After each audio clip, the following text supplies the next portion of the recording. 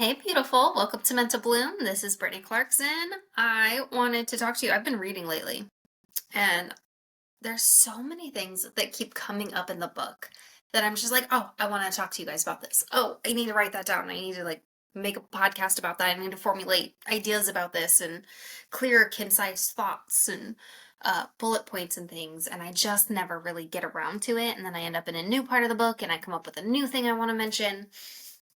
But this morning I was doing some reading and I took a screenshot of this page because I was like, I'm just gonna read on this. I'm just gonna talk about this. This was a monumental, mental shift for me to be experiencing this morning. So the book I'm reading is called Sophie's World.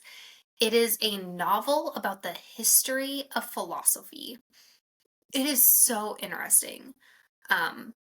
Because it's not just this dry, history of philosophy. It's woven into this very interesting, mystery that I'm getting towards the end, and I'm starting to see that the mystery ties in with the philosophy itself and, the concept of existence.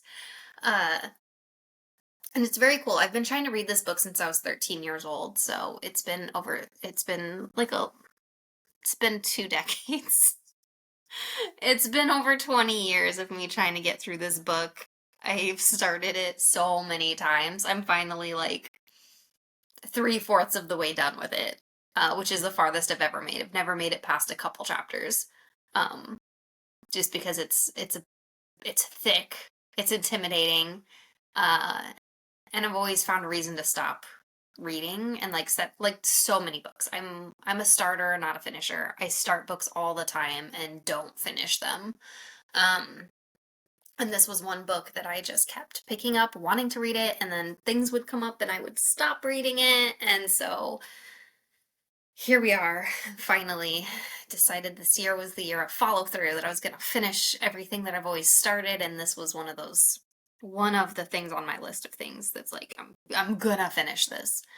So anyways, what came up today in Sophie's World, by Jostein Gaarder. I think I'm saying that correctly. I don't have the name right in front of me. I'm trying to recall it off my head. Anyways, so in this part of this history of philosophy, we're talking about Kant, Immanuel Kant, and his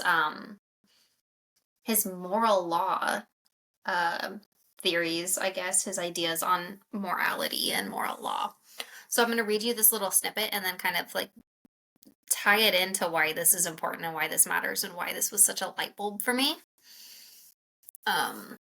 So maybe as I'm reading it, you can kind of guess what I'm going to say about it. So Kant formulates this categorical imperative in several ways. First, he says, act as if the maxim of your action were to become through your will a universal law of nature. So when I do something, I must make sure I want everybody else to do the same if they are in the same situation. Only then will you be acting in accordance with the moral law within you. Kant also formulates the categorical imperative in this way. Act in such a way that you always treat humanity, whether in your own person or in the person of any other, never simply as a means, but always at the same time as an end. So we must not exploit other people to our own advantage, because every man is an end in himself. But that does not only apply to others, it also applies to you, yourself. You must not exploit yourself as a mere means to achieving something either. Which this is reminiscent of the golden rule, do unto others as you would have done unto you, right? And that is also a formal rule of conduct that basically covers all ethical choices. You could say that the golden rule says the same thing as Kant's universal law of morals. Okay. So that's the passage I wanted to read. Do you get where I'm going to go with this? Okay, I have always really been like, I have found so much of my identity in my integrity. I have always believed that I had such integrity and now I'm kind of realizing I don't. In this one sense. In this one sense of being is, I mean, of course, do unto others as you would have done unto you. But here's where I'm going to go. This is going to tie in with grace. This is going to tie in with self-compassion. It's, how do I articulate? I had such clear, concise thoughts, like in the shower this morning when I was thinking about it after having read it. But of course, it's so much harder to just put into words when I have an audience, I guess. So, when it says to act in such a way that you always treat humanity, whether in your own person or in the person of any other, never simply as a means, but always as an end. Okay? You must not exploit yourself as a mere means of achieving something either. Okay? Giving 100% doesn't mean like draining your cup empty. That's what I'm getting at here. I have not given myself the grace that I would want other people to give themselves in my same situations. I have not told myself to rest. I have not treated myself always in the way that I would want someone else to do. And see, I even just recorded a podcast like 2 weeks ago. Like 2 podcasts ago, I told you, do as I say, not as I do, because I'm messed up. I didn't give myself the rest. I didn't care for myself the way that I needed to be caring for myself. And that's here. It did not occur to me. Treating yourself with kindness, not being a bully to yourself it's ethics and it's morality. So based on this like moral law,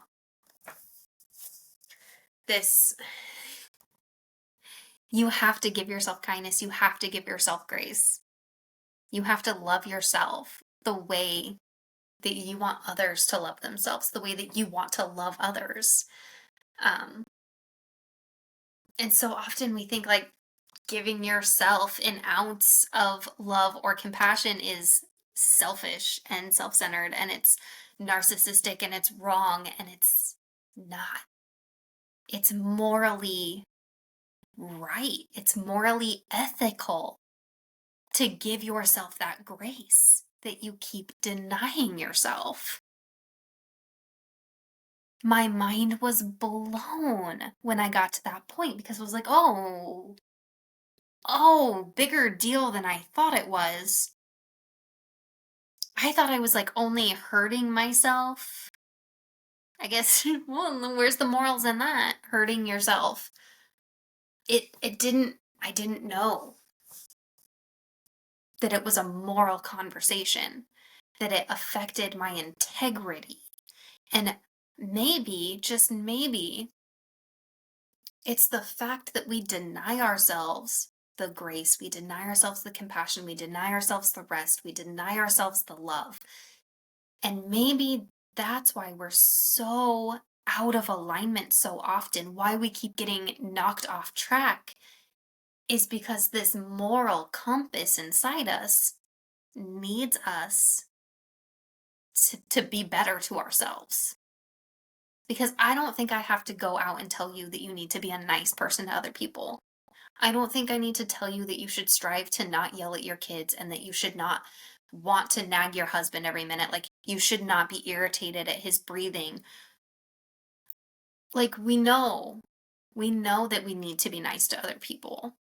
We naturally want to be nice. Like, no, we're not always. Yeah, we make mistakes. Yeah, we get on edge and everything. But maybe it gets easier to be nice to other people when you start being nice to yourself first.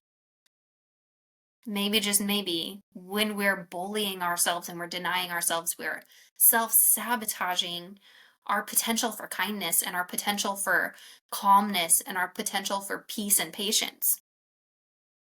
maybe it all ties back to the integrity of the morals of the ethical conversation. Whoa, the light's on me. I was gonna go back and read that again. So let me look at this again. Okay. I just love that it specifies it doesn't just apply to others. Because I don't think you have to be told to be a good person to other people. But we do have to be told to be good to ourselves, don't we? Because it's unethical to hurt yourself. All right? So let me read some of that again. This Kant's categorical imperative it's formulated in a couple of ways. And first off, he says, act as if the maxim of your action were to become, through your will, a universal law of nature. Act as if how you treat yourself is how others will treat you. Act as if how you treat yourself, others will treat themselves. Act as if how you treat yourself, it's how you will treat others too. Maybe that's what that is, right? And this is all, by the way, this is a philosophical conversation. There is no right and wrong answer to this. And I would love to carry on this conversation and hear from you as well. I really would. Because, I just read this morning. I'm not an expert on this. I'd like to think Immanuel Kant was, but all of the great philosophers, they disagreed with each other here and there. And that's the beautiful thing, is that when you're talking about these things, these ideas and these concepts, and trying to get to the root of our purpose as human beings and how the whole world hangs together, there isn't right and wrong answers to it. There's no one way of thinking, no one right thing. It's all been a conversation this whole time. And I think today we kind of forget that sometimes, especially with the internet, how easy it is to disagree with someone. It's just reminds me of ancient Athens, in antiquity. In ancient Athens, ancient Greece and whatnot, the Acropolis, where all the greatest philosophers and the poets and the minds used to all meet and have these discussions and conversations. And even Paul, biblical Paul, spoke there to the philosophers to go there and talk about, what he learned about Jesus. And it's just wild to think that they were sitting there having these conversations, and I always think of them as being such intellectuals in their conversation. But here we have this chance to have this conversation, to have these deep conversations with the entire world within the World Wide Web. This internet online concept of things, that we all have these platforms where we can get up and talk, and we have all these comment threads where we can have these conversations. And so often people are just trolls, and they're mean and they're awful and they disagree and they get nasty, instead of having intellectual discussions.